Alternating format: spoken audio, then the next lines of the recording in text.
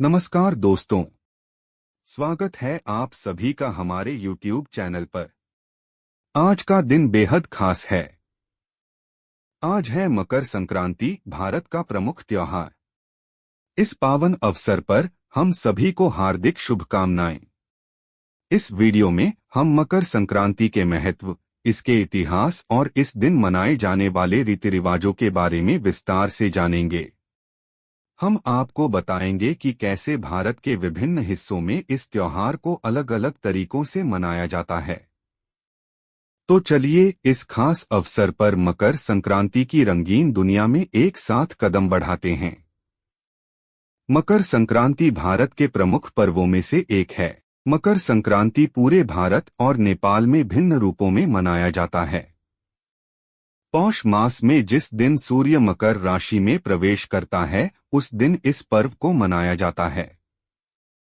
वर्तमान शताब्दी में यह त्योहार जनवरी माह के 14वें या 15वें दिन ही पड़ता है। इस दिन सूर्य धनु राशि को छोड़ मकर राशि में प्रवेश करता है। तमिलनाडु में इसे पोंगल नामक उत्सव के रूप में जाना जाता है, जबकि कर्नाटक, केरल तथा आंध्र प्रदेश में इसे केवल संक्रांति ही कहते हैं। बिहार के कुछ जिलों में यह पर्व तिला संक्रांत नाम से भी प्रसिद्ध है। मकर संक्रांति पर्व को कहीं कहीं उत्तरायण भी कहते हैं। 14 जनवरी के बाद से सूर्य उत्तर दिशा की ओर अग्रसर होता है। इसी कारण इस पर्व को उत्तरायण भी कहते हैं। वैज्ञानिक तौर पर इसका मुख्य कारण पृथ्वी का निरंतर 6 महीनों के समय अवधि के उपरांत उत्तर से दक्षिण की ओर वलन कर लेना होता है, और यह एक प्राकृतिक प्रक्रिया है। भारत में मकर संक्रांति के अवसर पर आंध्र प्रदेश और तेलंगाना राज्यों में विशेष भोजन का आस्वादन किया जाता है। मकर संक्रांति के अवसर पर मैसूरू में एक गाय को अलंकृत किया गया है। संपूर्ण भारत में मकर संक्रांति विभिन्न रूपों में मनाया जाता है। विभिन्न प्रांतों में इस त्योहार को मनाने के जितने अधिक रूप प्रचलित हैं, उतने किसी अन्य पर्व में नहीं। जम्मू संभाग, जम्मू में यह पर्व उत्तरायण और माघी संग्रांद के नाम से विख्यात है। कुछ लोग इसे उत्तरायण, अत्रैण अथवा अत्रणी के नाम से भी जानते हैं। इससे एक दिन पूर्व लोहड़ी का पर्व भी मनाया जाता है, जो कि पौष मास के अंत का प्रतीक है।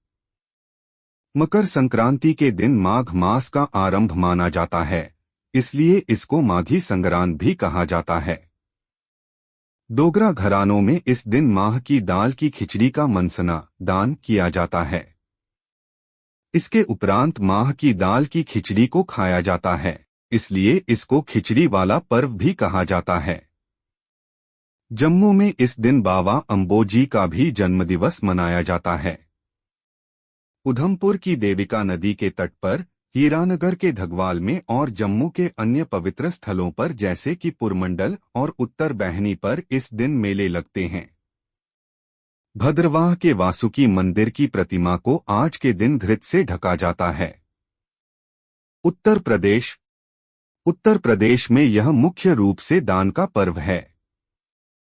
प्रयागराज में गंगा, यमुना व सरस्वती के संगम पर प्रत्येक वर्ष 1 माह तक माघ मेला लगता है, जिसे माघ मेले के नाम से जाना जाता है। 14 जनवरी से ही प्रयागराज में हर साल माघ मेले की शुरुआत होती है। 14 दिसंबर से 14 जनवरी तक का समय खर मास के नाम से जाना जाता है। एक समय था जब उत्तर भारत में 14 दिसंबर से 14 जनवरी तक पूरे 1 महीने किसी भी अच्छे काम को अंजाम भी नहीं दिया जाता था। मसलन शादी ब्याह नहीं किए जाते थे, परंतु अब समय के साथ लोग बाग बदल गए हैं। परंतु फिर भी ऐसा विश्वास है कि 14 जनवरी यानी मकर संक्रांति से पृथ्वी पर अच्छे दिनों की शुरुआत होती है। माघ मेले का पहला स्नान मकर संक्रांति से शुरू होकर शिवरात्रि के आखिरी स्नान तक चलता है। संक्रांति के दिन स्नान के बाद दान देने की भी परंपरा है। बागेश्वर में बड़ा मेला होता है। वैसे गंगा स्नान रामेश्वर, चित्रशिला व अन्य स्थानों में भी होते हैं। इस दिन गंगा स्नान करके तिल के मिष्ठान आदि को ब्राह्मणों व पूज्य व्यक्तियों को दान दिया जाता है। इस पर्व पर क्षेत्र में गंगा एवं रामगंगा घाटों पर बड़े बड़े मेले लगते हैं। समूचे उत्तर प्रदेश में इस व्रत को खिचड़ी के नाम से जाना जाता है तथा इस दिन खिचड़ी खाने एवं खिचड़ी दान देने का अत्यधिक महत्व होता है। बिहार बिहार में मकर संक्रांति को खिचड़ी नाम से जाना जाता है। इस दिन उड़द, चावल, तिल, चिवड़ा, गौ, स्वर्ण, ऊनी वस्त्र, कंबल आदि दान करने का अपना महत्व है। महाराष्ट्र में इस दिन सभी विवाहित महिलाएं अपनी पहली संक्रांति पर कपास, तेल व नमक आदि चीजें अन्य सुहागिन महिलाओं को दान करती हैं। तिलगुल नामक हलवे के बांटने की प्रथा भी है। इस दिन पूरे बिहारवासी दिन में दही चूरा खाकर और रात के समय उड़द दाल और चावल की खिचड़ी बनाकर यह पर्व को मनाते हैं। इस दिन लाई या ढोंढा, चूरा या मुरमुरे का लड्डू का भी बहुत महत्व माना जाता है। बंगाल में इस पर्व पर स्नान के पश्चात तिल दान करने की प्रथा है। यहाँ गंगासागर में प्रति वर्ष विशाल मेला लगता है।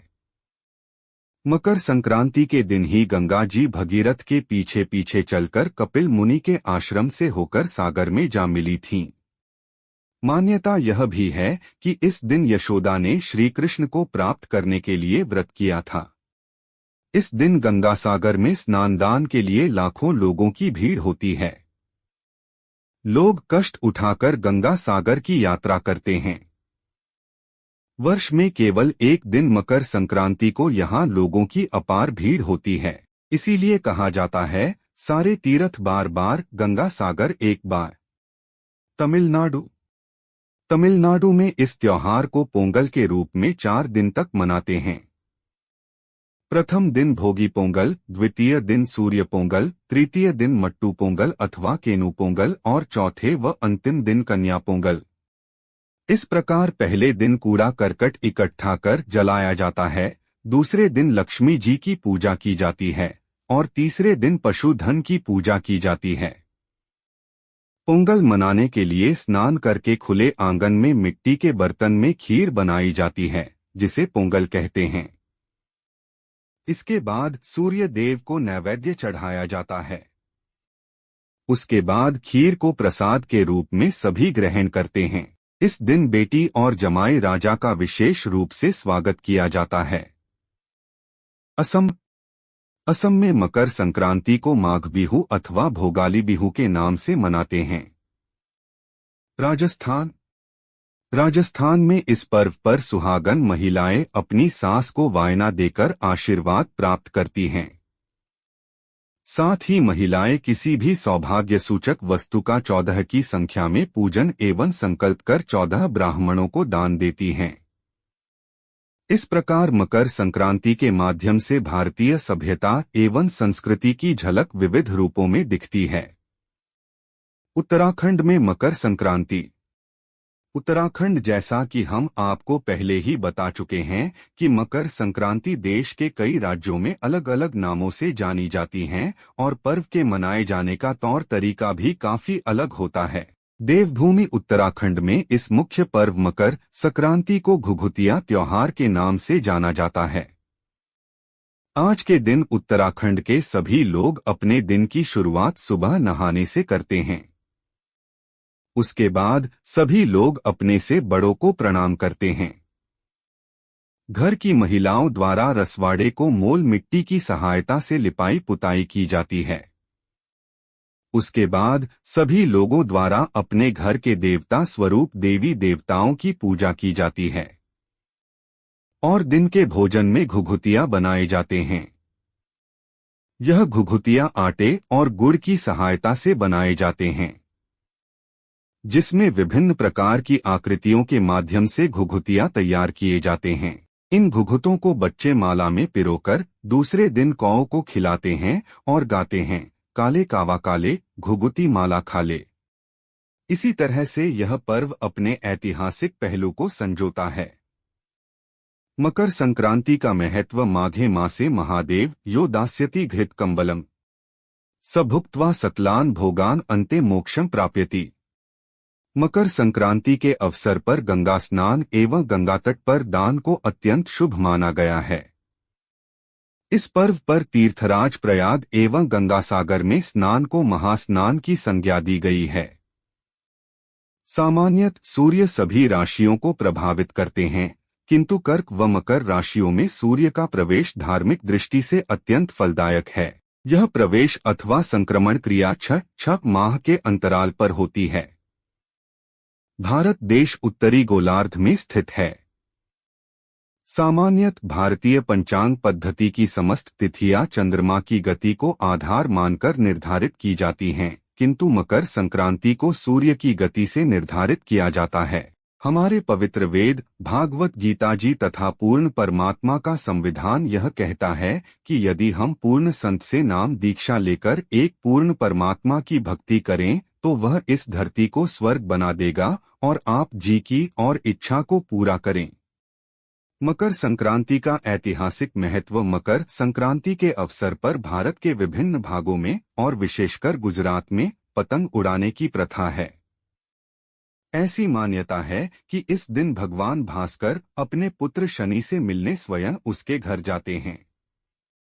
चूंकि शनिदेव मकर राशि के स्वामी हैं, अतः इस दिन को मकर संक्रांति के नाम से जाना जाता है। मकर संक्रांति के दिन ही गंगाजी भगीरथ के पीछे पीछे चलकर कपिल मुनि के आश्रम से होती हुई सागर में जाकर मिली थीं। मकर संक्रांति के रहस्यों को उजागर करने के लिए हमारे साथ जुड़े रहें।